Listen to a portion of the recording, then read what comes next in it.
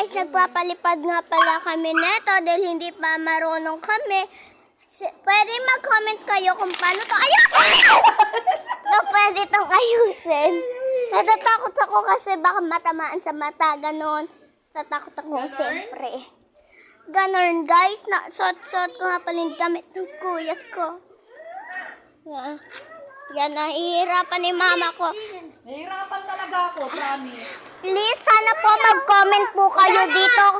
Mag-comment po kayo dito kung paano po ito'y ayusin. Pakibilisan po mag-comment kasi po pag hindi po kayo nag-comment, matagal po kayo nag-comment, ayos na po yan. Yan. Yan na guys, nakabukas na.